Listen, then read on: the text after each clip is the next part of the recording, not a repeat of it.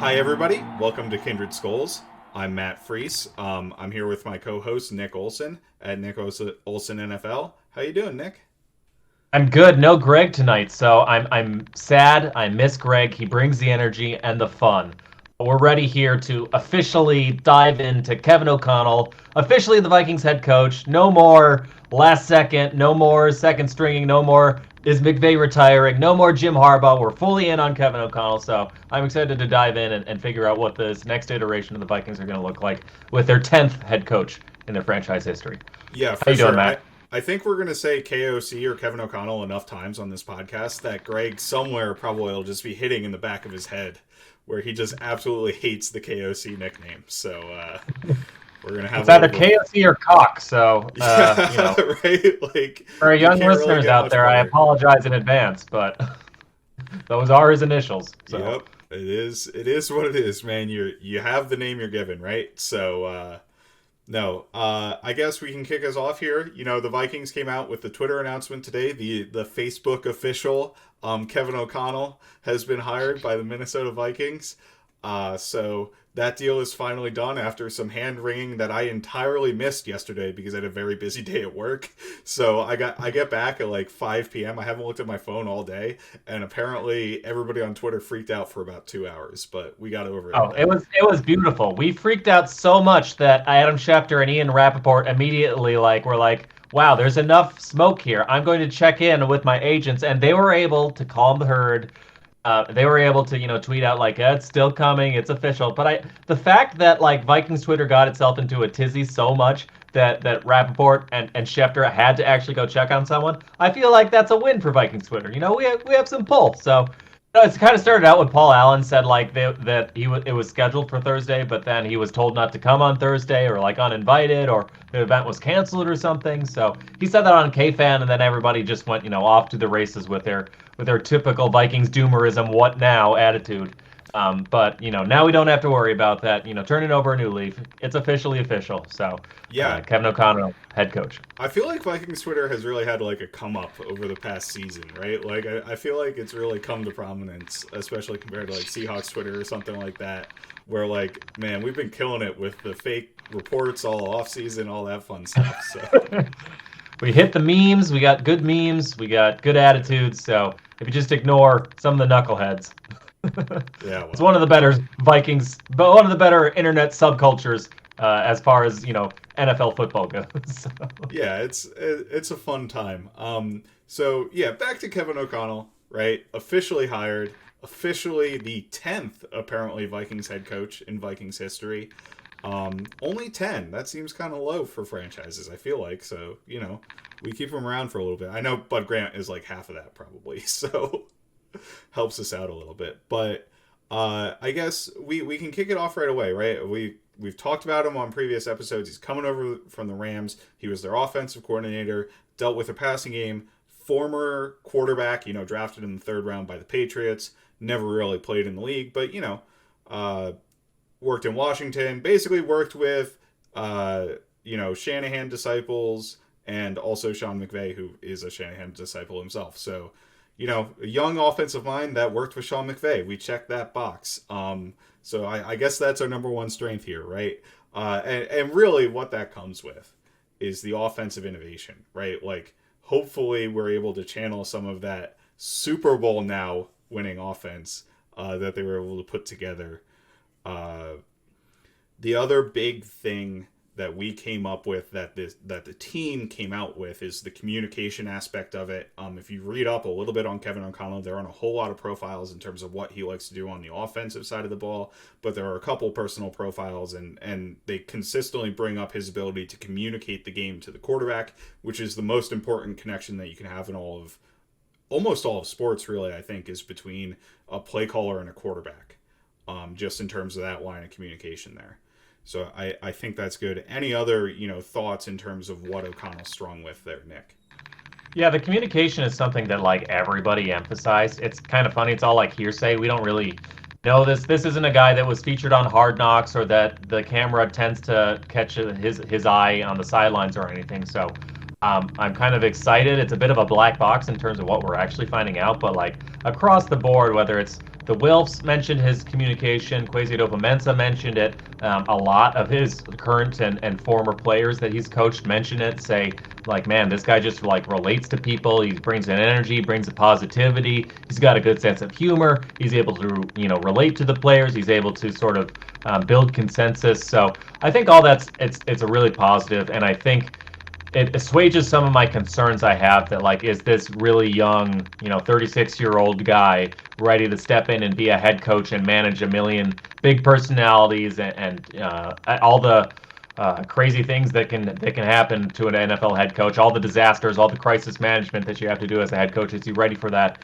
I feel like the fact that that's one of the things that everybody emphasized, from the ownership, coaching, or ownership, front office, to former players on down, and Sean McVay, I think says a lot about, I think he'll probably be able to live up to that challenge. So I'm excited to see that. Obviously, everybody also talks about like, man, he's such a good offensive mind. Um, he's so good on the whiteboard. He's so good with the X's and O's. That kind of makes sense because he fits that like as the NFL backup, perennial backup. The Josh McCown, like, oh, he's really good on a whiteboard, even if he can't necessarily execute it himself while he's in the NFL. And then with the Rams, like, man, he gets so much credit for how they were able to adapt the offense for Matthew Stafford, how they were able to reinvent themselves, how they were able to design counters to a lot of the looks that quote unquote solved the McVay offense in previous years, whether it was what the Lions were doing, or Belichick, or what Vic Fangio was doing to him back with the Bears. I feel like O'Connell was able to gets credited for a lot of the creativity and the scheme stuff there. So, and it's nice to see that not just McVay say it, but also say like Kwesi Adofo-Mensah be like, yeah, he really blew us away with that stuff. So, those are two things that I think were not just, I think, important to fans, but important to the ownership. They really wanted a guy who could set a better culture of inclusivity and leadership and communication and collaboration, and like build from the bottom up, like achieve consensus and build up from there rather than top down dictate what's happening. So I feel like the Vikings seem to have really found what they were looking for in this guy. I still have some question marks, like not just the leadership, but also all the head coaches. Like first year head coaches all suck at game management. It's not the biggest thing, but it's one of the more obvious things. He has very, very little play calling experience, none with the Rams, and only a half season with the Redskins back when he was back there and back when they were still called the Redskins. We don't know what he brings as far as the defensive side of the ball. I'm encouraged that they hired a very experienced Ed Donatel.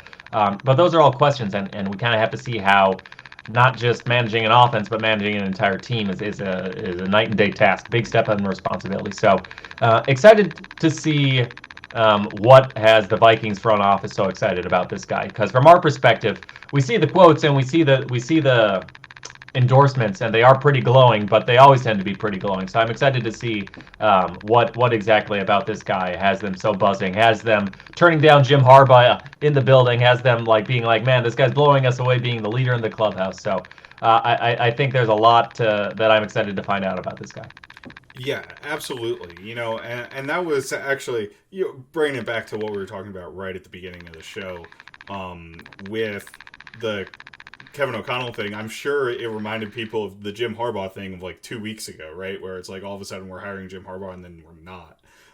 So that a little bit of that panic there, but off of Harbaugh, I think there's a couple of other things. The one other thing that I'm really excited about to bring over from the Rams, and we were chatting about this a little bit before the show, but the Rams specifically have been really good in avoiding injuries over the past, for the entire Sean McVay tenure. Since 2016, It's insane. Yeah. Football Outsiders has a metric called adjusted games lost, where it basically accounts for, whether or not a player is a starter, and then looks at the number of game starts that team lost based on the severity of injuries that players have had. And the Rams have been top 10 in that metric every single year since McVay took over. No, we don't have data for 2021 yet, but, they were a pretty healthy team overall this year, right? Robert Woods got hurt, but outside of that, they really didn't have any major injuries to starters, I think, except maybe their safeties. A couple of them were injured. But like Jalen Ramsey, Aaron Donald, Matthew Stafford, Cooper Kupp, the superstars on that team all stayed healthy the entire time. Which is which has killed the Vikings in the past couple of years, right? The injuries to key players.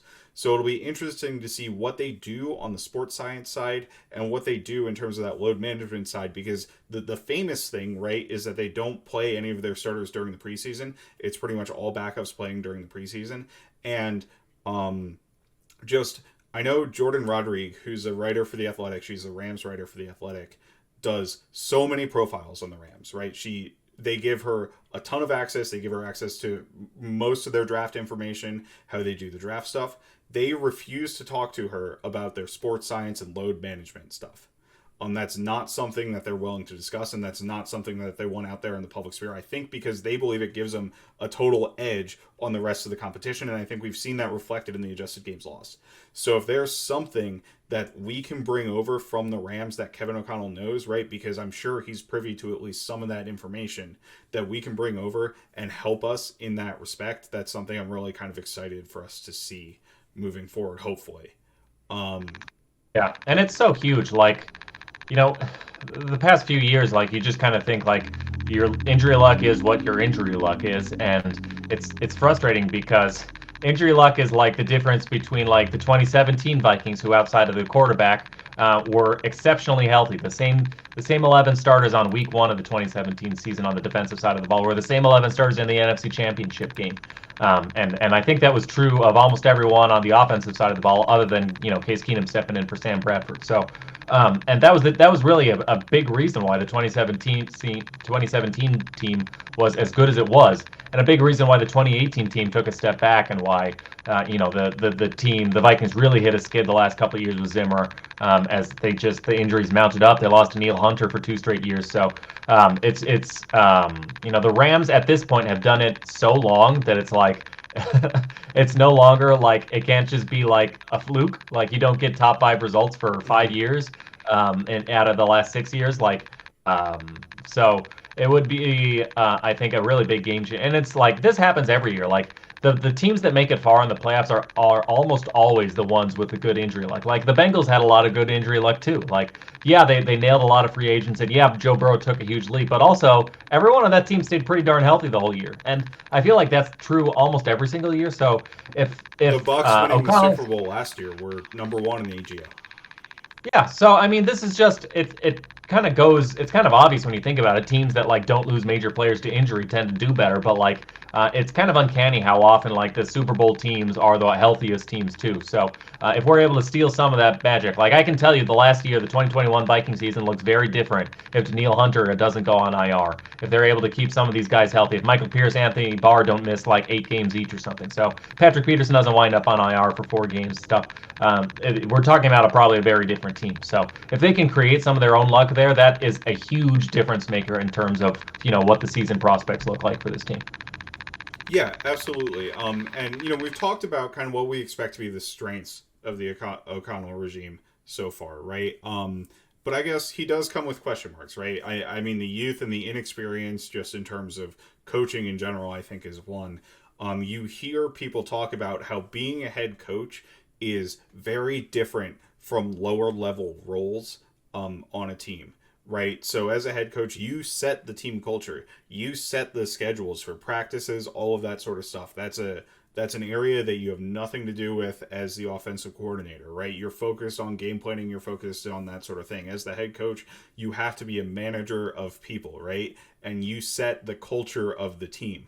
I think being a former player gives O'Connell a little bit of a leg up, because you do have to earn credibility within the locker room, right? And when the guys know you've played in the NFL, even if you weren't, some sort of superstar, I think that does lend to some credibility. Like, I know what it takes to play in this league, and it helps you connect with players. We kind of talked about the communication aspect, how he's been able to communicate and connect with players. Hopefully that will carry over.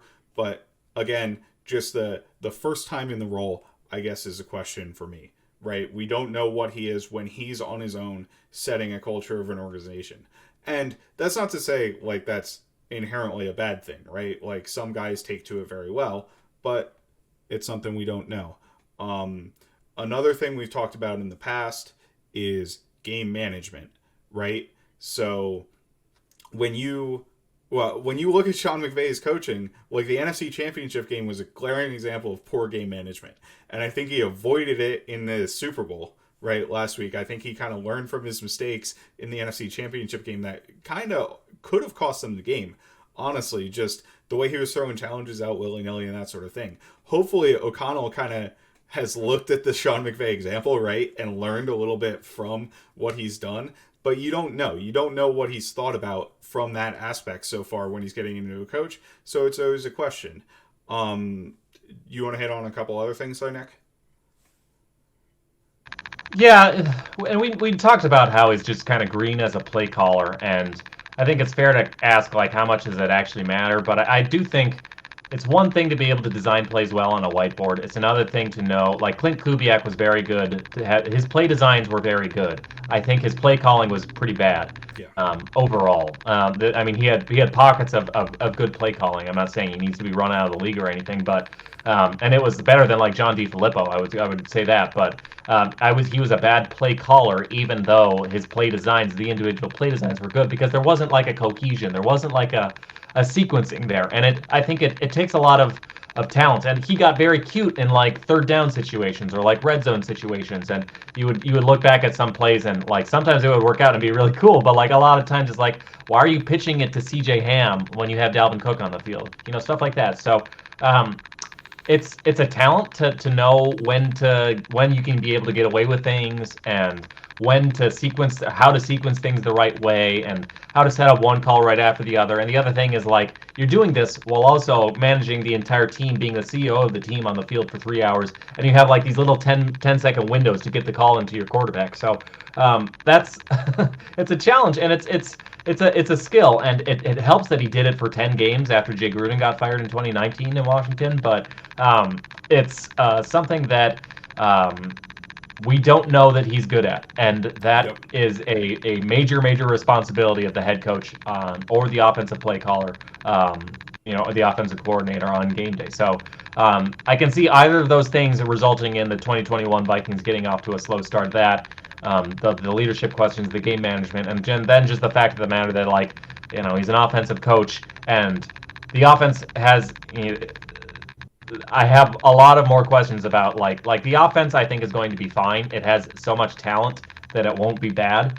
The defense does not have the talent that I'm not worried about it not being bad. Like the defensive side of the ball worries me a lot more, especially with Hunter's future up in the air, with Anthony Barr heading out in free agency, with Patrick Peterson set to be a free agent. So a lot of the players that kept this defense from looking totally terrible have his futures up in the air right now. So the fact that we have an offensive head coach is great. That's where the NFL is going. It'll finally give us some continuity on the offensive side of the ball. But right now, when I worry about what's going to hold the 2022 Vikings back, I think a lot more about the defense than I do about the offense. So I think all those things are the things that I'm excited to see how Kevin O'Connell has a plan to overcome these things. And if the season disappoints us a little bit, I think those were probably the ones that I would look back on and think like, yeah, we kind of saw some of those things might be a little tricky for a first-year head coach to tackle. Yeah, and I like even for a guy like Clint Kubiak, right? I don't think being bad for one season at play calling is a death knell for your future as a play caller, right? I think it's something you can come back and look at. So if we don't have immediate success, People wanted Kyle Shanahan yeah, fired after his first year in Atlanta. Like, yeah, people did want Kyle Shanahan fired, and he had previous play calling experience because he was the offensive coordinator of the Browns, right? Like they really struggled in the red zone, I believe, that first year in Atlanta, and then they figured it out and they turned it on. And there were difficult situations. Third down is a difficult situation to call plays for. The red zone is a difficult place to call plays. It's something, that it takes experience and it takes kind of a feel for it once you get it. Now, Sean McVay and Kyle Shanahan, the Shanahan tree people O'Connell has worked with before, have that knack, right? And hopefully, particularly, one of the indicators is McVay did not want O'Connell to leave, right, for the Chargers job to become the offensive coordinator there. So that's kind of intriguing to me, right, where he thought he really kind of had a knack and was really helpful for what he's doing. Hopefully that translates to the in-game management over time. Hopefully right away, obviously, right? The one thing that I guess is a little concerning on that front is on the offensive staff, which we'll get more in depth in the offensive staff later. But we don't have a guy who has significant play calling experience on the offensive staff either, from what we've hired so far. You know, Kevin Stefanski was a guy, right, who didn't have the play calling experience. I guess he got a little bit towards the end of the season, but then we brought in a very experienced person in Gary Kubiak, right? And I think he probably helped him work through some of those kinks live in game, right? At some points in that 2019 season. You know, I can only imagine what the conversations were, but I would imagine, you know, somebody as good of a Yeah. play caller as Gary Kubiak would have had good input there.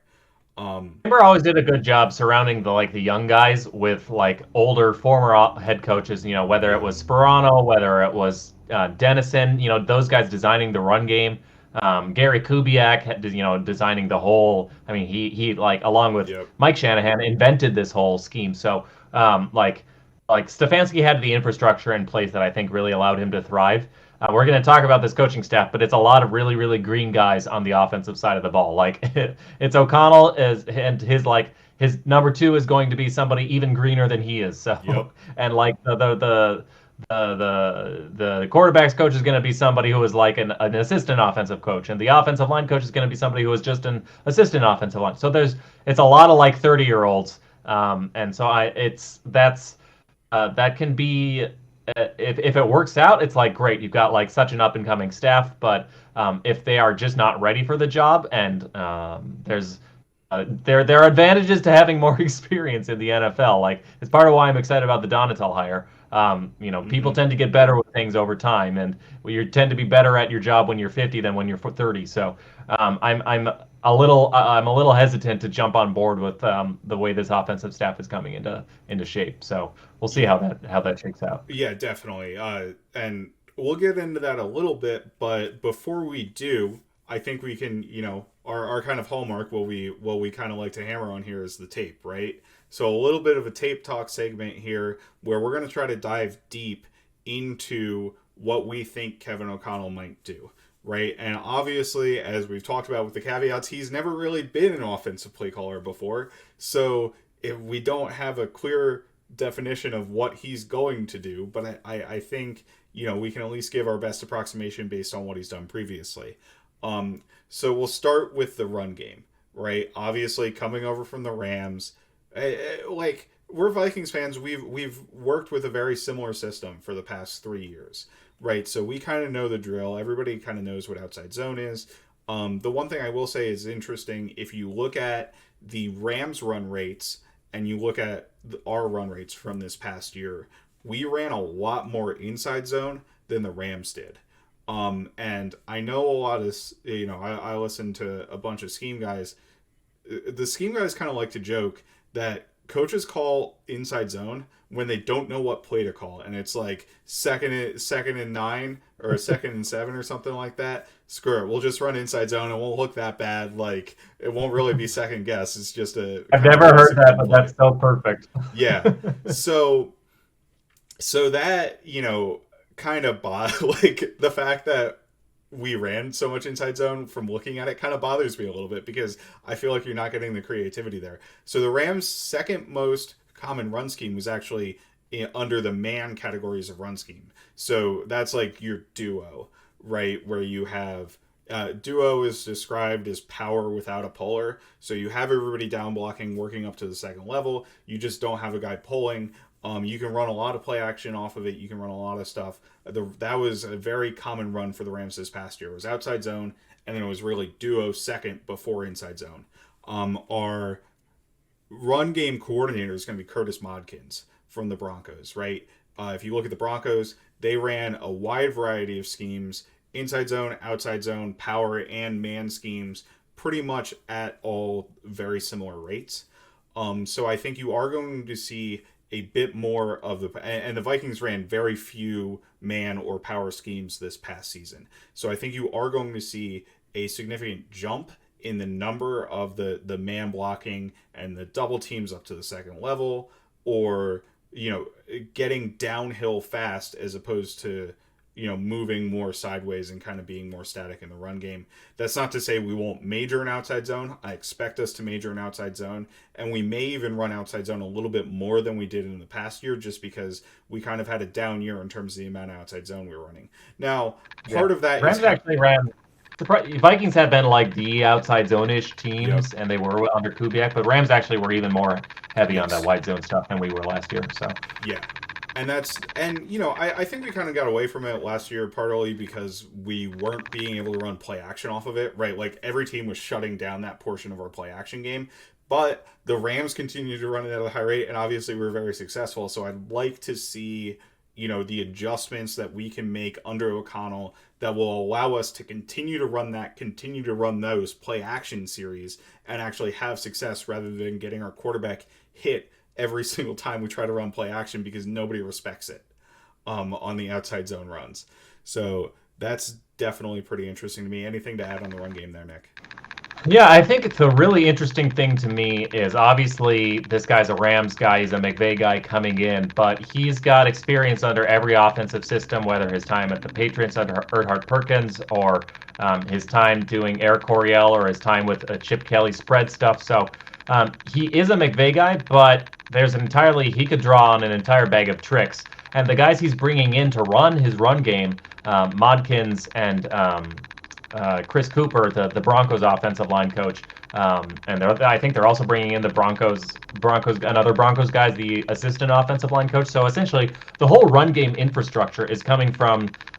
It's got all the Mike Munchak guys except for the guy himself. So if you think about like. I still think, even though Munchak was with the Broncos, I still think of him as like the Steelers guy for the last decade. So if you just Yes. think of that Steelers run game for the last few years, they can do everything, and it's a lot of inside zone, but like they'll beat you every single which way, and they do a really good job exploiting that because the way you set up good run blocks is you like get the linebackers to be wrong, and you get like the team to like fit it wrong, and the best way to do that is to have so many bags of tricks in your bag of tricks that like that the thing that they key in on ends up being actually, oh, this looks like this looks like a duo, but it's actually counter, or this looks like outside zone, but it's actually wind back or something. So, of course, it also has to fit to the personnel you bring in. Like Yep. I don't think that like if we have Ezra Cleveland and Garrett Bradbury out there that we're going to have a lot of success with duo as our main changeup run. So I still kind of expect it to be wide zone, but I think it's interesting they're bringing in guys who know how to have success with a lot of different kinds of run concepts. And it'll be interesting to see what they do, where they go with the offensive line. It probably will come down to personnel because I think we might not see Garrett Bradbury out there next year. I don't know. It'll depend what we see the development from Oli Udo, but I think we've got three of our starters locked in there. But I think it'll be really interesting to see how they marry like the Munchak versatility with the McVay. It's all about the wide zone and setting everything up off of that. So, Yeah. and just with O'Connell, his background, he could go any which way with it. So, yeah, I think is really interesting. And people are like, oh, why do you care about the run game? Like, it's all about the passing game. That's where the efficiency is. That's true, but also like the passing game explosives, the play actions, that's all built off of your run game infrastructure. Like what the Air Coryell offenses do is based off of setting up play action with, whether you're simulating power, you're simulating duo, and that sets up a different kind of play action shot than a wide zone run setting up a boot, and it's just like a very different infrastructure of your offense, and it all kind of starts from there because the reason that you get explosives is because you get the defense to key in and read run, and then that's when you hit them over the top with the passing game. So Yep. it is important, and also like run game can be very efficient too. Like you can win NFL football games with Yeah. an efficient rushing attack. We know this from watching McVay offense over the last few years. Well, So um, and for us, right, as Vikings fans, I think what you want to do is you want to, for any NFL team, you want to be able to be balanced, right? It doesn't mean that you have to be a stellar run team, but there are situations in the NFL where you need to run the ball, right? It's not a 100% passing league. And, even at the college level, like when you get, like air raid teams and stuff, they often really struggle in the red zone because those are situations where you need to be able to run the ball and you can't spread out five wide. Like, the field gets condensed. So there are situations where running the ball is still effective and absolutely useful. And if you look at, I think there was a PFF study that said the most efficient play in the NFL is a perfectly blocked run play, where everybody has good grades in terms of run blocking. That play is extremely effective. Now, it's very hard to get everybody to block well in the run game.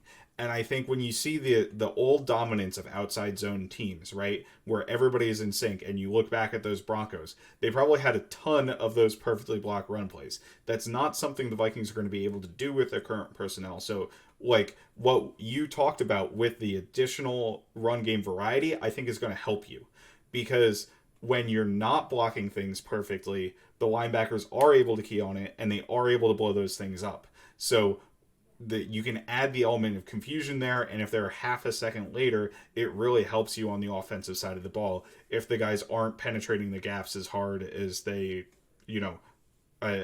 if they know exactly what's going on, right? So I do think that it definitely will matter a lot to see more variety in this run game, and I think we're being set up to do that with the personnel we're bringing in.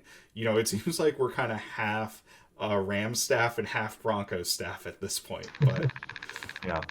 yeah, it'll be interesting. I think they can lean in on a little bit more of the power stuff. Like, I can totally see power being like their main change-up, because they don't have the oomph for duo, but they, like, Ezra Cleveland and Ole Udo are actually both really good pullers, and like when they do the pin pull stuff, I mean, that still kind of falls in that wide zone category, but you can still use that athleticism to your advantage with pullers, or you could, like, trap. You can do stuff like that where it's a lot of, you can use that athleticism to just block it up or fit it differently. So it'll be really interesting to see how they end up sort of putting that together, because like I said, it's gonna spell out how the entire rest of the offense looks. So that's probably like step one for building this offense is figuring out what the run game is going to be. So I'm really interested to see, because it could go anyway.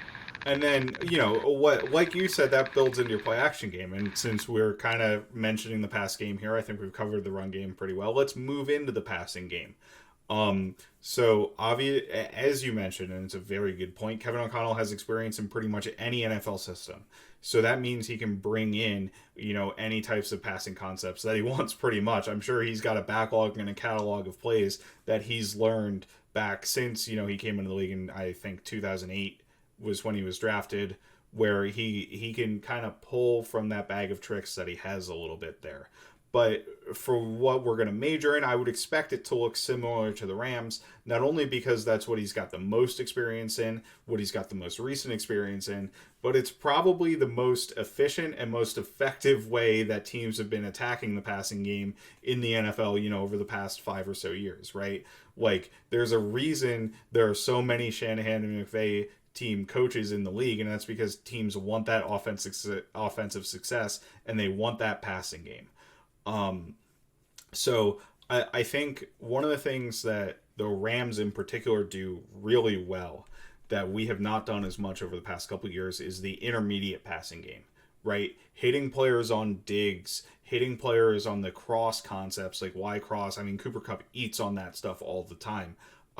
When you see the addition of Matthew Stafford, they probably went to a more vertical game, but the vertical routes are not one-on-one fade routes to the outside. They're posts. They're deep sixes, right, which are the deep over routes. They're still deep digs, that sort of thing. So I really think that attacking the middle of the field and exploiting the middle of the field is hopefully a strength for Kevin O'Connell as we get in there. It does kind of bring to question a little bit the personnel, right? The Vikings are a little bit in flux on offense. We're keeping most of the major guys, but and the Rams have based out of 11 personnel. It'll be kind of interesting to see. But one player we might lose is Tyler Conklin, right? So I personally like Conklin's kind of an interesting case because I think he's a startable tight end in the NFL, right? The Vikings don't have a whole lot of cap space. Is he someone you want to bring back, or do you want to try to see what Irv Smith has? Because he's still under contract. Obviously, he missed last season with injury. But are you comfortable with rolling with Irv Smith as the sole starter at tight end? I mean, I think Irv Smith is a significantly better player than Tyler Conklin. I think Conklin showed a lot of good progress this year. I kind of used to think of him as just a guy, and now I think of him as like a very solid tight end too, with versatility both to be a move tight end or an inline tight end. So, and I also kind of don't think he'll be that expensive. Like, I think the NFL knows that like he's a solid tight end too, but he Yeah. doesn't deserve starting tight end one money. So, I feel like if they want to continue to be multiple in the ways that like the 49ers or the Titans or the Browns are, that he's worth keeping. And I do think they're going to want to continue doing that. Like, I don't think CJ Ham is going to be a cap casualty, Hmm. because I feel like when you have guys who can, especially the fullback, like fullback does so many things for like how the defense has to think about how they have to fit on the fly. It's almost like having like a zone read offense where like now linebackers have to insert wherever the fullback is, and now you have to have guys scrape around and insert to like both to the left and to the right of the fullback, and so it can screw a lot with your run game, and it also sets up things in your play action passing game. So I feel like there are advantages to having CJ Ham or Tyler Conklin on the field, and as much as McVay has gotten his bread buttered out of 11 personnel, and there's a lot of advantages to having just 11 personnel. One, if you can run block, which Cooper Kupp and Robert Woods can, then you can just like leave the same guys on the field the entire time. You don't have to worry about substitutions. That helps set up tempo. The Rams are really, really good with tempo, where they'll sort of like they'll do quick snaps or they'll hurry to the line and they'll get defenses caught because defenses have to do substitutions or defenses guys get tired and you substitute a lot more on defense. But Rams can catch guys or they can like just vary it. So they do a good job doing all that stuff.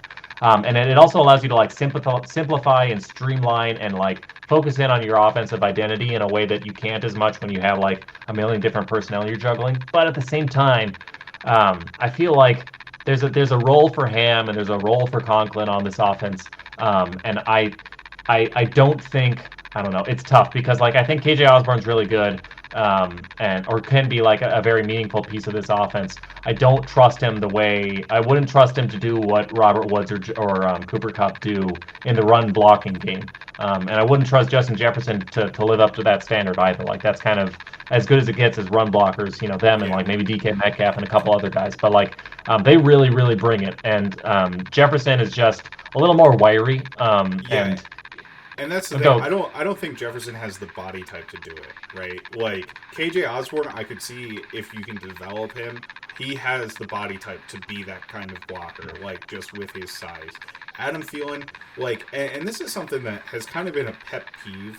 The Vikings did like to bring receivers into the formation on run plays and then have them block down, maybe trying to get a safety and a linebacker, which brings an extra player into the box. And Adam Thielen was an all-right blocker, but again, he's not at the level of Cooper Kupp and Robert Woods. So it is kind of an outstanding question to me. I think, personally for me, if I'm trying to look to replace that Cooper Kupp role, it's not going to be the dynamic receiving talent, but Irv Smith if you go 12 personnel.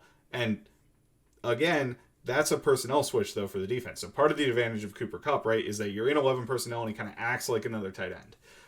But I think there are ways to rebalance the way the offense is structured to have a little bit lesser of a blocker there, or maybe have a little bit lesser of a receiver there, and still function as a similar offense to what you have with the Cooper Kupp role. Yeah, yeah. And I think one of the big questions that this spills into is, there's kind of I kind of see there's two routes that like the Mike Shanahan tree is currently like going. There's the people who are going even more multiple, even more run heavy, even heavier. The Titans love their fullbacks, their tight ends. The Browns really do too. They do a great job there with their heavier personnel. And then you've got the more McVay, and I guess I should obviously include or Kyle Shanahan as well. Just with what I mean, it helps that when you have a fullback that can do what Juszczyk can and a tight end that like can do what Kittle can. But the 49ers also like will beat you with being very, very multiple. And then you have the people who are more like the McVay tree guys, LaFleur, McVay himself, Zach Taylor, who build in a little more shotgun spread personnel. They're a little more reliant on their wide receivers. They don't necessarily go heavy, but they like to basically just beat you, and that's where they mix in a lot of the spread concept stuff. So, and that kind of gets into it's all interdependent. It's so funny because now I'm asking like, who's the quarterback going to be next year? Because I think a big question about are you going to be an under center offense or a shotgun offense is like Kirk Cousins can do the under center stuff because he's really good at it. Most quarterbacks coming out of college don't live in an under center world. They need to take a long time to learn how to get their footwork that Hmm. like pristine and consistent like a metronome, so it's the same way every single time, and so that your accuracy isn't wonky, and so you know what you're looking at. So, um, like Kyle Shanahan, I think ideally would like to be an under center coach, but like he's modified his whole offense to be more shotgun because that's just what Jimmy Garoppolo is comfortable in, and he's Yeah. not. Jimmy Garoppolo is not going to be an under center quarterback. So, um, and all that plays into like Stafford. Rams went a little more shotgun this year, not because Stafford is uncomfortable under center, but I think that sort of more spread look opens things up vertically and allows them to be explosive without necessarily Yep. doing the boots and stuff. So there's a lot of different, is there a role for CJ Ham and is there a role for Tyler Conklin? That ties into all this other stuff too. So it'll be really interesting to see. I kind of feel like with the personnel they currently have, that they're going to keep Kirk Cousins. If they're going to do what they do, given the limitations of their wide receivers, it makes sense to continue to go along like the Browns route or the Titans route. I really think that's probably the best version of the Vikings. Looks a little bit more like that, but I think it's really interesting because O'Connell could bring in any sort of with the spread stuff. He could make it look entirely 11 personnel like the Rams, and I think he could make it work there too as well. So I don't know. What do you think? Like what is the best version of Yeah. this of all So the Mike Shanahan tree look like I for the think the Vikings? best version looks like what the Packers and what the Rams are doing personally. But I think part of that has to do with the quarterback and the quarterback's mentality in that offense, right? And Kirk, unfortunately, he is the best of these quarterbacks, like no doubt. And I don't want to go too deep into Kirk, but like he is more of the mentality of the Jared Goff or the Jimmy Garoppolo or the Ryan Tannehill, who's probably on a similar level, where they're not the creative playmakers that Aaron Rodgers and Matthew Stafford are, right? And Aaron Rodgers obviously is one of the best quarterbacks of all time. Like he's a true elite creative playmaker.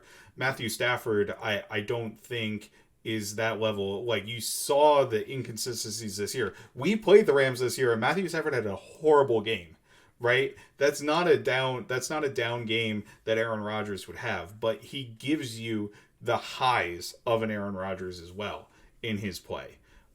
So I and unfortunately I don't think that's something that Kirk Cousins is going to provide just because of how he approaches the quarterback position and how he approaches the game. So I do think the under center, is probably the best fit for him personally. Now, if you go with another quarterback or whatever, like we don't need to get into that yet because it's not something that we know what the answer to that question is, right? So, I think when you look at this offense operating at its best, you hope for a guy who can do a little bit more, and you're more variable, not because he can't do the under center stuff, but because that allows you to do more, right? So you want the variability to be a positive thing, not out of desperation. When the variability is out of creativity, it's a good thing. When it's out of desperation, it's a bad thing, I think, in my opinion. What do you think they're going to do as far as like the condensed formations or the spread looks? Because it's really interesting. Like when I think of the McVay offense in my Yeah. mind, like one of the defining traits is how tightly they line their wide receivers up to the formation, both for how they like to fit the run, but also how they like to. When your wide receiver is your X is lined up inside the numbers, you're basically it's all slots. And you can get into your intermediate digs. This is why they're so good, like hitting the middle of the Yep. field. Is when if you're hitting a dig from outside the numbers, well, now you're running another like 8 yards over the middle of the field to get there. But when you Yep. do it from inside the numbers, then you can get the ball out There's in under 2.5 seconds. So there's another big advantage there too is the way defensive rules work, and we're going to talk about this probably in our next podcast when we go over the defense in deep detail. But when you have guys with condensed splits, defensive have what are called divider rules, right, for their cornerbacks. If a player is outside a certain landmark, the cornerback plays with inside leverage on that player. He plays closer to the quarterback. If a if a wide receiver is inside a certain landmark, the corner plays outside leverage. So what does that do when they're playing outside away from the quarterback towards the sideline? Well, they need to protect the sideline because of the potential for outbreaking routes, right? There's more space there, so that's why you protect the sideline. But it opens up routes that cut inside, like a dig like that. So I think that condensed split is really part of the reason they've been so effective in that intermediate area of the field, in the intermediate middle area of the field. So that's something that I definitely think that they'll keep, and it is kind of a staple of the offense. Now, that doesn't mean that the team won't go into empty, right? And we won't spread them out all the way across the formation. But, I mean, we've done that already. Like, we did that this year. I always thought it was funny when we did the under center empty stuff where we'd motion somebody out of the backfield. And just because the footwork worked with Kirk, like, we'd stay under center instead of going So back in the goofy. shotgun. But Yeah, it's really interesting. And the other thing is, like, I think of that condensed split as, like, that's the prototypical McVay offense, but at the same time, like, the offense this year was, like, so much shotgun spread, and that's what the Bengals did, and that's what the Packers did, is they almost built, like, this entire second half of their offense that was, like, an entirely different playbook that was just, like, shotgun, spread them out, like, hit them with spread them vertically, challenge them or horizontally and not just vertically as well. So I will say the one thing I absolutely want to bring over is when we go and before this year, when the Rams went to empty, they went to quick game. When we go to empty, we go to quick game. What the Rams did this year, a lot of the times when they went to empty, and part of the issue is you need the offensive line to be able to hold up in pass protection when this is the case, because you got 5 guys across and that's it. Like, when teams keep a back in for pass protection, it's to give you the option to use that back to help protect, right? It's a lot harder to protect consistently when you only have your 5 offensive linemen in there. It stresses them quite a bit. But the Rams were able to do that and use that to go deep out of empty, which is very, very difficult for the defense to defend because you have 5 guys in routes and they're doing it for a long time, and they get kind of a head start with all of them being on the line of scrimmage, right? You don't have anybody coming late from the backfield. So that's something. yeah, covering every square inch of grass there, horizontally and vertically. Yep. Problem with you go empty, then the defense knows it's a pass unless you've got, like, Lamar Jackson back there, or like a Kyler where it could be a QB draw or something. But so it's the Vikings need to step up in pass protection to be able to get away with some of that stuff. But when you can, and that, like we talk about the Bengals do this too. Their offensive line is probably even worse than the Vikings. So it's building in some of that. I feel like is a neat new trend you're seeing among the McVay tree offenses. So it would be cool to bring in some of that stuff as well, because I do think it's another way to make sure you're continuing to get explosives or even intermediate gains in the passing game without becoming too one note that defenses kind of have you figured out, quote unquote. Yeah, absolutely. And the Bengals, I mean, that worked for the season. Part of it is because Joe Burrow was so good at managing that. Like, Joe Burrow in his second season is one of the best at managing a pocket in the NFL. Like, he is unquestionably better than Kirk at it, just because of how he is. But it's something that we can bring, and hopefully we can bring those principles and use it to work it, because it's not like Kirk's bad at managing a pocket, right? Like, he has those skills. He just becomes a little bit too robotic in his processes sometimes. So hopefully we can unlock some of that, saying, look, this is what this offense looks like when we are aggressive and we are attacking, and we want to move into that. So, that's a lot of scheme talk for somebody we don't know anything about. Yeah, exactly. We've never seen him with an offense that called plays, right? Oh, and one thing I do want to cover real quick. There was a video going around of, like, Sean McVay saying, "Great play, Kevin O'Connell." I just want to clarify, in case people were confused, that's not Kevin O'Connell is in Stafford's ear calling plays. Like, play calling is a bit of a collaborative process, right? And they're suggesting plays, they're talking together. That's what that was, is Kevin O'Connell suggests a play to McVay. McVay's like, yes, that's a good idea. I'm going to call that. That's what that situation was there. But again, that's something that I hope we have the collaboration from the guys. And of course, they've worked with, I guess let's move into that offensive staff right here, right? Let's pivot to the offensive staff. It looks like we've got one of 2 options for offensive coordinator. One is Wes Phillips, who it's reported is coming over. I don't know what that means, but that's the report I saw today. Um, he was the Rams tight ends coach and passing game coordinator this past season. And also Thomas Brown, who is the Rams running backs coach slash assistant head coach. Right, so they both have kind of little puffed up titles from what their original title was, but the implication is that they're heavily involved in the Rams offense. Thomas Brown, we requested an interview. Wes Phillips, who is the son of Wade Phillips, I saw is coming over, quote unquote. I don't really know what that means, but there we are. Anything to say on those guys, Nick? That's interesting. I mean, obviously, Wes Phillips probably leaves a bad taste in folks' mouth because, like, he's like a second generation nepotism, like Bum Phillips to Wade Phillips, and he got to start with Wade Phillips and the Cowboys. And but I mean, obviously, he's done a great job in the Rams. Like, you don't get the title pass game coordinator. I think of pass game coordinator for the offenses that have it as like offensive coordinators, like number two guy, the guy in waiting. If the offensive coordinator gets poached, it's usually the pass game coordinator who gets promoted. So because it's just that's so pivotal to the offense. So real quick of an aside here, a lot of times offensive coordinators, the play calling offensive coordinators, are pretty much coming up with the pass game.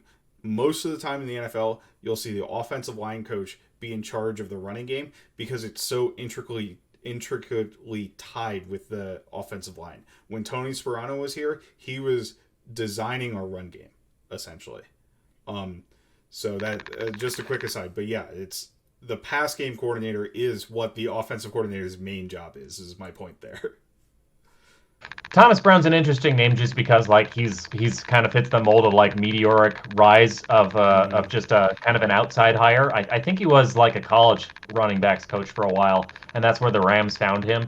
And then he just got promoted to assistant head coach, like out of nowhere. Like this dude's like 32 or something, or I think maybe he's like 36, but now he's like the assistant head coach. That's the Gary Kubiak role. That's the Mike Munchak or like the Bill Callahan role. Like yeah, the assistant. Most guys who are assistant head coaches are like legends in the NFL. So to go from just running backs coach to assistant head coach, I think says a lot. I mean, it's all you can give whatever titles you want, and at the end of the day, it doesn't really matter. But I do think the fact that he was like assistant head coach to Sean McVay, I think says a lot about this guy, and the fact that he's kind of unlike Wes Phillips, kind of like came up like out of nowhere and now has like just like this reputation as like a really highly regarded guy.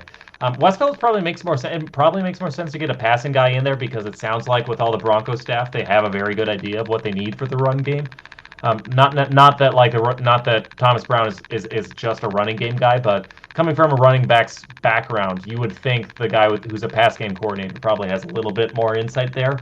So Phillips probably makes sense, and I do think I've seen more. Like Schefter reported that Phillips is likely to come over, so that makes sense. At the end of the day, though, like when you have an offensive head coach, like the offensive coordinator is less significant of a role, especially if they won't be a play caller. So I don't think there's a wrong answer here. And, you know, even that would be even if I knew a lot more about these guys, which I kind of all I know is like what's kind of already out there. So let's go into the three guys we do know a little bit more about, and then I'll actually. So I don't know if you have something on these guys, stop me. But Brian Angelico is the Panthers tight ends coach. He is coming over as our tight ends / passing game coordinator. It seems like the reports are saying. Our assistant QBs is going to be Jared Johnson, who was a Colts offensive quality control. He's also a former quarterback. I believe he actually played at Texas A&M. Was it Texas A&M?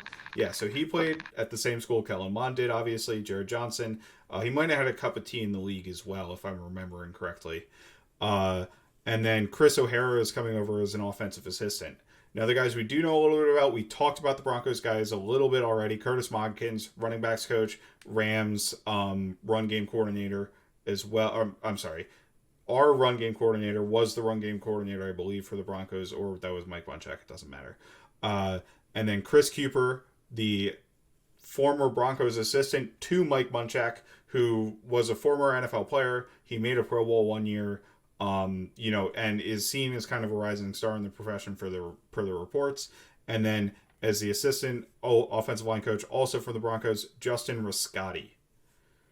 Anything on this? So basically borrowing the entire Broncos offensive run game architecture other than Munchak Yep. himself.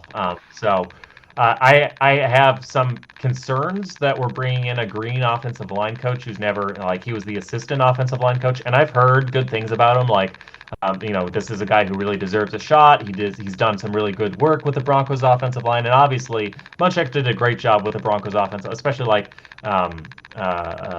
Garrett Bowles' progression, and finding some of these other guys like Dalton Reisner. I think like have done good progression in Denver, and they've been able to take an offensive line that was pretty bad for a while and turn it into something that is approaching more. I won't necessarily say like is like an elite line or anything, but like improved. So um, if they can replicate that success, even though they don't have like the big name legend behind it, Mike Munchak, that'll be really interesting. I do think it's very interesting that like they deliberately went out and borrowed run game architecture that isn't wide zone, and it get back to Yep. make me it makes me go back to thinking like Kevin O'Connell. He's a McVay guy, but that doesn't necessarily mean he's running a McVay offense. So I think Yep. it'll be very interesting to see what the run game design does. But we've already beaten that horse Yeah. pretty well. So Absolutely, it's really interesting. And on the offensive line, right? The Broncos had some very clear examples of improvement. Garrett Bowles went from somebody who was very poor in his first couple years to not a Pro Bowl level player, but a borderline Pro Bowl level player. Like he's now a very good offensive tackle. You did have Dalton Reisner come in and be effective. You had Quinn Miners this year, who was a third round pick, who I think we both liked and kind of wanted the team to draft, but came in and played very effectively, as a rookie coming from a D3 school. So I think it gives me hope for our identification of talent along the offensive line, because the offensive line coach has a big hand in who we identify and who we want, right? Like our run game definition has a big hand. I mean, Rick Spielman has been doing a ton of media tours, right? And that's the number one thing he talked about with the offensive line is you need to be in sync with what you want. And that's the reason we drafted Garrett Bradbury in the first round, right? Because of that wide zone scheme, because he fit perfectly for that, or so we thought. But I guess the last offensive staff member who we kept around this time is Keenan Mcardle, which I absolutely love the fact that we're keeping him around. I think he's done a fantastic job with our wide receivers. Obviously, KJ Osborne, we've talked about it on this show, developed out of absolutely nowhere, right? I was ready to cut him very much, and he turned into a very serviceable wide receiver. McCardell has a lot of experience. He was a rising star before we hired him, and then we hired him, obviously, a longtime NFL wide receiver, that sort of thing. And our wide receiver core, I really feel like it is very good. So I'm yeah, loving. I mean, just the track record there to like what he did with the Jaguars was insane. Like the Jaguars just pumped out like quality dude after quality dude, and Yep. then he just comes over and he does the exact same thing again. Like KJ Osborne, where did this guy come from? Putting up 7 touchdowns and like nearly 800 yards. The guy Yeah, who we like thought would be cut in September. So yeah, just wild. And then the Amir Smith Marset, like Justin Jefferson, like no sophomore slump for him. He had an even better season mhm. statistically, and Adam Thielen not slowing down. So just um, a very, I think that's a guy who is very highly regarded in the NFL. And I think everybody was rightly very excited when they kept him, because if there was one guy on the offensive staff they kept around, I think it was him, just given his track record, which is just like insane. Like every wide receiver he touches has turns into the best version of themselves. So that's an exciting one to keep on staff. Yeah, absolutely. And like I said, probably he was probably the number one guy that I wanted to retain of our assistant coaches. Let's flip over to the defensive side of the ball. We did lose, I think, two pretty important coaches to other teams. Andre Patterson, the defensive line coach slash co-defensive coordinator, right, last year, went to the Giants as their defensive line coach. Also, Carl Scott, our defensive backs coach, who I think, came in from Alabama. I really liked what he was able to provide to the team there. But unfortunately, he went over to Seattle. That's okay. You lose assistants when you fire a head coach. Like, it's rare for assistants to stay. The fact that we got McCardell to stay is a very good thing, I think. So it was kind of expected, especially with Patterson being such a Zimmer guy, that I think we kind of could have expected that he would go out the door. For defensive coordinator, he did apparently want to stay, which I think is interesting, but he might have wanted to stay as defensive coordinator, which is maybe a bit of a harder sell, right? Like if he wants to say as defensive line coach, that's fine. If he wants to say as defensive coordinator, that's not going to be as easy of a sell to O'Connell, I think, is the thing. Yeah, it's a substantial loss. I mean, Andre Patterson was never really given any early round draft picks to work with. I think their highest Yes, draft pick, it was Sharif Floyd was a first round pick in what 2013 or something. But like 2013. And then in Patterson 2014, he comes was in basically out of the 2014. league, right? So, Yeah, so Patterson was never really given. They did sign some good free agents, but like he turned Linval from a promising Giants player into a Pro Bowl Viking, and he turned Everson Griffin was already on like a kind of a he looked really good. He just wasn't getting the snaps, but yeah. like um, Patterson, especially when you look at like this past year, like Griffin on the Cowboys versus Griffin on the Vikings in 2021, night and day difference. So. I think that's a tough loss. I do think Andre Patterson is arguably the best defensive line coach in the NFL right now. And so I was very surprised that they weren't, even though Ben Gessling at the Star Tribune reported that Andre Patterson wanted to come back. I just don't understand how you let that guy out of the building if he wants to be a part of this new coaching staff and he has such a strong relationship with like Daniil Hunter and the rest of that defensive line. Like Daniil Hunter and him are like very, very, very tight. So Yeah. I was kind of surprised. It makes me think about like what's this defensive line going to look like going forward, and what's the future going to look like there. So It's, that's tough. He's also Andre Patterson was also so very good at like in-game scouting. Like mm-hmm. he knows how to pick on offensive linemen, what they do badly. He knows like how to set things up. Like when I think of like um, that Saints game where Daniil Hunter had 2 sacks against those elite like Ramchick and the who's their star left tackle. uh, uh, Teron Armstead. Armstead, like such good tackles. Hunter has a sack on 2 sacks in that game, and one of them he sets up by like rushing outside, outside, outside all game. And then on a pivotal, I think it was a third down, Yep. he hard steps outside and then counters inside. And because he had set that up with so many outside rushes, he's able to just like rip inside and get a strip sack that like decides gets the Vikings the ball back when the Saints were in Vikings territory. And that was something that like Andre Patterson like set up. Like this is one of those things that like if you come at him, if you keep coming at him outside, then you bust the inside move. Like stuff like that like you don't necessarily think of.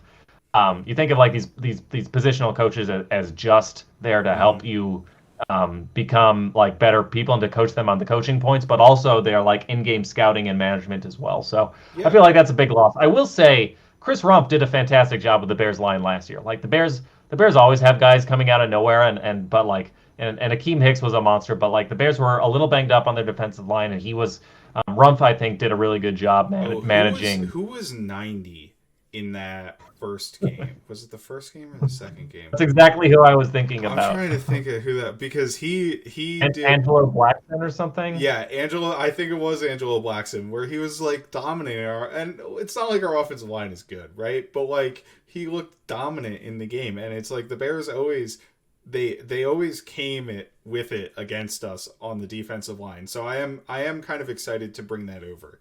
And just He did a great job. I think it was at Florida as well. Like that's yeah, he was a college guy before an NFL guy. So yeah, I do think he's a highly regarded defensive line coach. I don't think this is like we're going from the best in the NFL to the worst. Like this is a guy who, if it weren't for Andre Patterson, I would be pretty excited about. But it's just those are big shoes that he's going to have to fill. So. yeah. So just to take a step back, overview of the defensive coaching staff. Ed Donatel is going to be our defensive coordinator. He comes over. He was Fangio's senior lieutenant for the past 10 years, right? Vic Fangio, it doesn't seem like, is going to take a defensive coordinator job. So while we may be disappointed that we didn't get Vic Fangio or we didn't get Mike Munchak, I don't think either of them are taking jobs right now. So with that being the case, we got kind of the next best thing on both of them, right? So let's hope that works out. Chris Rumpf, as we mentioned, defensive line. Jonathan Cooley, it has been rumored, who is the Rams' assistant DBs, as somebody who might come over. We're at least interviewing him. We don't really have anybody else on the staff. We were supposed to be hiring Deshae Townsend as a defensive backs coach, and then he got stolen by the Jaguars, it appears, before we could get him to sign on the dotted line, right? So that's interesting. We also have brought in, or are rumored to be bringing in, Mike Pettin as a senior assistant. That's not a defensive coordinator, thankfully. I have no problem with him as a senior assistant. The one thing I will add on to the Rumpf conversation there is that Rumpf has experience, obviously, in a Fangio-related system under Sean Desai, who he played for, last year. So I do think that will be helpful just from the perspective of, if it's a slightly different technique that Fangio is using from what Patterson was using, we can get everybody on the same page in terms of how we're playing on defense, right? So I do think that that is relevant, although also a melding of techniques I don't think is necessarily a bad thing, right? I think having some variety can be good too. So I don't want to silo ourselves into only Fangio guys on defense, but if it is what it is what it is. Yeah, it certainly helps. It's funny. I feel like the offensive staff is almost entirely put in place. Like, I think they still need to announce formally who the QB's coach is, but I think other than that, like, the offensive staff is set. The defensive staff, they've got like two guys official. They don't have a linebackers coach. They don't officially have a defensive backs coach. I don't know if they're going to have a safeties coach / cornerbacks coach, or if they're only going to have a DBs coach. I don't know if they're going to have a defensive pass game coordinator or a defensive run game coordinator. They follow the Rams example, which they are on offense, they probably would. So those are all positions that I think still need to be filled. And it sounds like maybe they only just recently kind of signed the dotted line with Ed Donatel, so maybe it's still coming into play. But a lot of work left to be done. I will say, as much as I harped on how much I don't like Mike Pettin as a defensive coordinator / play caller, I actually really do like him as an ideas guy. I think he does do a lot of really interesting things, really outside the box things. Pushes the boundaries. That's kind of why I don't like it. Is like he'll try to he's so. Well, let's not run dime on like 60% of plays, please. Yeah. Basically, he doesn't care about run defense. Like he will do dime plays, and he'll be completely outgapped on every single run, and that it's a passing league, so sometimes that really makes sense. But I think so long as you have somebody else in there more senior than him to tell him when he's getting too cute, I think he designed some great blitzes in Green Bay. And I think he does a lot of interesting stuff to figure out, how do we get creative in terms of stopping the pass in a passing league. So that much I do think, I'm more excited about this guy than Dom Capers. I do think this is actually an ideas guy with good ideas. So yeah. I'm excited. I do think that's a good ad, even though I don't want to see him calling plays. So yeah, no, I think we're pretty much both on the exact same page there. So this was fantastic, Nick. I think we really got through kind of the whole thing. We gave you as detailed as we can without actually having watched Kevin O'Connell call a football game, right? It's kind of interesting to have a guy who is going to be running your offense, who got hired for running your offense, but you don't quite know exactly what he's going to, or at least we can't know as the public exactly what his plans are. So, no. I'm excited to revisit this deep dive in a year and find out that I was wrong about pretty much everything. Yeah, we're just gonna throw it back to the 80s, and we're gonna go I formation the entire time, run power down everybody's throats. we're gonna actually put our wide receivers in 3-point stances. If you ever watch old college football games like Miami when Michael Irvin was there, 3-point stances. Let's go. I love it. No. But in all seriousness, this was really good. Do you have any parting thoughts? I don't want Deshaun Watson. That rumor was circling around today. Yeah, I guess no thanks. He was. I mean, obviously, big upgrade at quarterback, but one, it's a big football risk because he might get suspended from the NFL. He still has lingering civil suits, and also this is a guy with 22 separate independent women coming forward to accuse him of basically being a sexual predator, felony level sexual assault / rape. I think one woman alleges he forced him to perform oral sex on her, which I think in a lot of jurisdictions that would be counted rape. So obviously it's civil, it's not criminal. He's not innocent before guilty is a thing, but also at the same time when you're making employment decisions, the fact that there are 22 women out there independently coming forward and saying this is what happened, it's very hard to get behind that guy as the face of the franchise. And also it's kind of disgusting from the NFL reporting standpoint that this is even a talking point. And I get that it drives clicks and it drives a narrative or whatever, but we don't know what this dude's future is just on the legal aspect of things, right? And the report, I understand that people want to see and he's a star quarterback in the NFL or whatever, but no team is going to trade for him without this cleared up, right? It's just not going to happen without the situation being clear and what action the NFL is taking going to be clear. You're sending especially too much. especially not the Vikings. I mean, this is a Yeah. team that cut Jeff Gladney before like anything had really progressed. Like Right. they cut their first round pick. They were willing to cut their losses just because like he had been indicted. Like not found guilty. Not like like it looks like the prosecution has a good case here. Like just indicted. They're just moving forward with the case. The jury's going to hear them out, and they're just like, we're done with him. So And like and this is, we're talking about building a culture. We're talking about like, we're like putting a facelift, and this is a facelift on the organization. Like the Wilfs talk about like commitment to diversity, commitment to like like being a good culture. So I think it's kind of a moot point. I will say, like, obviously from a football perspective, Deshaun Watson's an elite quarterback. But this is about as pie in the sky as like, like, let's go get Andrew Luck. Like, Andrew Luck is an elite quarterback too. We're not getting Andrew Luck. No. So No. I think I would not get too caught up in that rumor. No, So exactly. And There's a footnote. This isn't even alleged interest from the Vikings, right? It's alleged interest from him to come to us. So it's like, I don't even know what we're doing with that kind of news cycle. It's just, it's way I am too flattered, early to even approach that discussion, I think. But overall, really good conversation here today, I think, Nick. Hopefully everybody finds this, really a strong breakdown, and you kind of have a better idea of what Kevin O'Connell is bringing to the team today after listening to this. My name is Matt Freese. You can find me at Fries Football. I've got Nick Olson, my co-host here. You can find him at Nick Olson NFL. We're missing Gregg again today. I think we were too nerdy for him today coming in, so he was a little bit intimidated. Now, hopefully we didn't put you to sleep without Gregg here to keep the energy. So. Yeah, no, seriously, we love the energy he brings every time. Like, oh man, I was so happy when we convinced him to do the mailbag last week. That was so much fun. But, he's at You've Been Gregged. You can find us collectively at Kindred Skols on Twitter. You can also find us on YouTube. Just search for Kindred Skols. We're on iTunes, Spotify, wherever you get your podcasts. Leave 5-star reviews only. Don't listen to Nick when he suggests anything lower is acceptable. It's not. Inflation has hit. I'm only accepting 5 stars now too. So excellent. We're only accepting 5 stars here. No, but seriously, we appreciate you listening. Skol Vikings.